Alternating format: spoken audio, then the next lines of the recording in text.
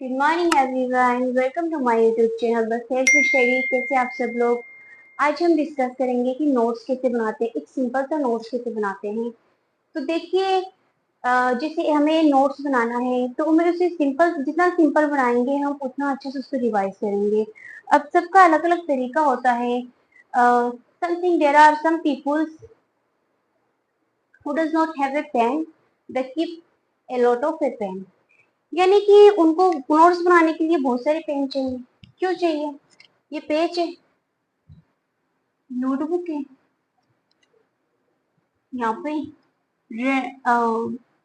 Black colour से highlight करेंगे heading. फिर इसकी जो छोटी छोटी हेडिंग्स होंगी ना, उनको रेड कलर से लिखा जाता है। फिर जो एक्सप्लेनेशन होता है उनको ब्लू से। वाई? इतना वेस्ट ऑफ टाइम क्यों करना हमें? हमें इतना वेस्ट ऑफ टाइम करना ही नहीं है ना। हमें खुद को देखना चाहिए कि हमें इतना वेस्ट ऑफ टाइम करेंगे, हम उसको सजा के लिख रहे हैं, ऐसा लग रहा है कि हमें एक कंपटीशन में दे रहे हैं। कंपटीशन नहीं चल रहा ना, कि राइटिंग कंपटीशन तो नहीं चल रहा है। जितनी अच्छी राइटिंग लिखोगे, जितनी सफाई से, जितनी इम्प्रूवमेंट आएगी, जितना अच्छा रहेगा, उतना अच्छा तुम्हें उसके अंदर फर्स्ट आ जाओगे, सेकेंड आ जाओगे। आप क्या बना रहे हैं? एक नोट्स बना रहे हैं। आप 10th 12th क्लास की वो वाली नोटबुक नहीं है आपके पास, जिसको आप लिख करके फिर मैम चेक करेंगे। वो वाली नहीं है। आप क्या बना रहे हैं? नोट्स बना रहे हैं। और ये सिर्फ आपको रीड करना है, आपको समझ में आना चाहिए। तो फिर आप उसको ब्लैक ले रहे हैं, रेड पेन ले रहे हैं, फिर ब्लू ले रहे हैं। क्यों इतना झंझट क्यों पालना हमें? सिंपल सी बात है। एक नोटबुक लीजिए, ये हमारी नोटबुक है। और एज इट इज, जैसे हमें किसी के बारे में लिखना है। हमने कोई लेसन पढ़ा, चाहे वो साइंस का हो, इंग्लिश का हो या हिस्ट्री का हो। हमें अगर वो साइंस का है तो हम उसको सबसे ज्यादा समझने की कोशिश किससे करेंगे? डायग्राम के थ्रू। कोई चीज अगर हम उसको डायग्राम के थ्रू समझते हैं तो यहाँ पे हम क्या करेंगे? उस टाइम पे डायग्राम्स को बना लेंगे, उसके पार्ट्स लिख के, फिर हम उसके बाद में उसके पार्ट्स के बारे में अच्छे अच्छे एक्सप्लेनेशन से उसको समझ लेंगे। और जो जो चीजें हमें नहीं समझ में आती है, थोड़ा थोड़ा सा करके लिख लेंगे। जब हम एग्जाम के टाइम पे रिवाइज करने के लिए खोलेंगे तो वो एज इट इज हमारे माइंड में रिवाइज होने लग जाएगा। क्यों?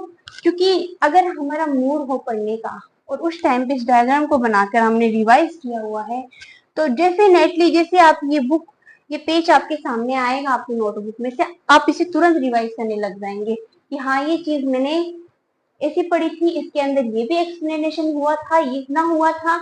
तो जैसे इंसान आजकल क्या होता है कि हिस्ट्री को सबसे ज्यादा बोरिंग समझा जाता है। अब हिस्ट्री क्यों बोरिंग समझा जा रहा है? वो तो सबसे सरल है, उसमें तो सारी स्टोरीज ही भरी है, कुछ डिफिकल्ट है ही नहीं।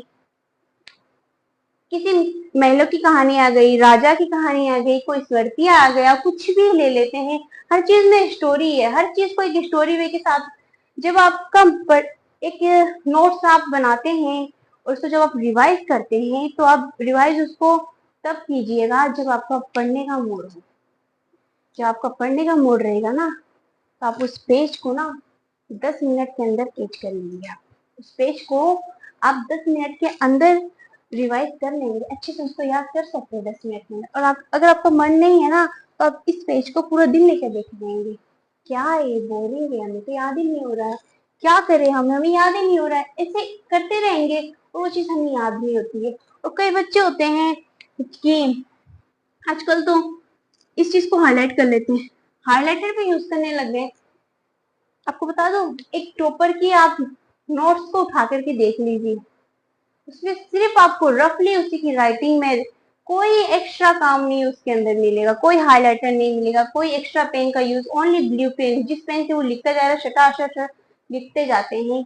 मतलब उनको खुद को समझ में आना चाहिए ना। नोट्स किस लिए बनाते हैं? हम अपने खुद के लिए बनाते हैं कि जब हम उनको पेपर के टाइम पे, जब भी हमें रिवाइज करने का टाइम होगा तो हम उसको रिवाइज करेंगे तो हमें तुरंत समझ में आ जाए। बस इस राइटिंग में रफली उसको बनाते जाए, और ये सब ताम झाम करके उसको वेस्ट ऑफ टाइम क्यों करना?